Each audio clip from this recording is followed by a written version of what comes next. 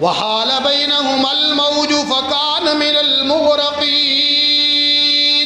قرآن مجید کہتا ہے باپ اور بیٹے میں مکالمہ جاری تھا۔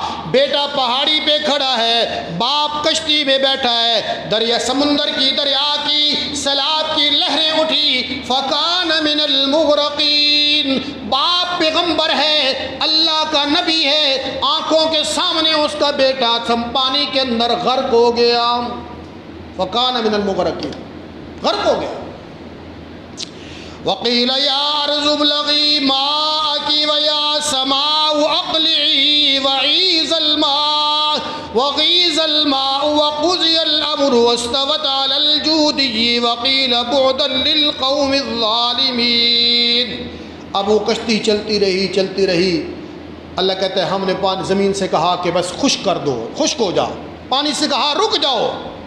وہ عام پانی تو نہیں تھا، اللہ کا حکم تھا، عذاب تھا۔ زمین کو ابال دیا اللہ نے، پانی کے چشمے پھوٹ پڑے، ساری زمین کے لوگ ڈوب گئے، وہی بچے جو ابراہیم حضرت نوح کی کشتی میں بیٹھے تھے۔ بیٹے نے کہا ابا جی میں کشتی تے نہیں آنا، تھوڑی کشتی تے۔ بعض اوقات اولاد اتنی باغی ہو جاتی ہے تو آنکھوں کے سامنے غرق ہو گیا۔ اللہ اکبر۔ میں نے عرض کیا نا انبیاء بھی انسان ہوتے ہیں، انسان۔ اب حضرت نوح علیہ السلام نے کیا کہا؟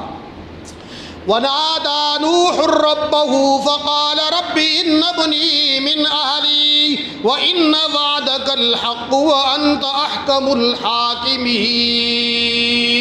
حضرت نوح علیہ السلام نے جب اپنی آنکھوں کے سامنے اپنے جوان بیٹے کو غرق ہوتے ڈوبتے ہوئے دیکھا، نادا نوح الرب، او میرے رب یہ تو میرا بیٹا ہے، ان ابنی من اہلی وان وعدک الحق وانت احکم الحاکمین۔ رب العالمین میری اولاد ہے اور تیرا وعدہ ہے کہ نبی کی اولاد اس کو میں محفوظ کروں گا۔ رب العالمین نے کیا فرمایا؟ یا نوح انہ لیس من اہلک۔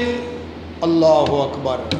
سمجھ جاؤ قرآن میں، میرے نوح دا تیرے نال کوئی تعلق نہیں ہے۔ ہمارے ہاں خون کے نہیں عقیدے اور کلمے کے رشتوں کو دیکھا جائے۔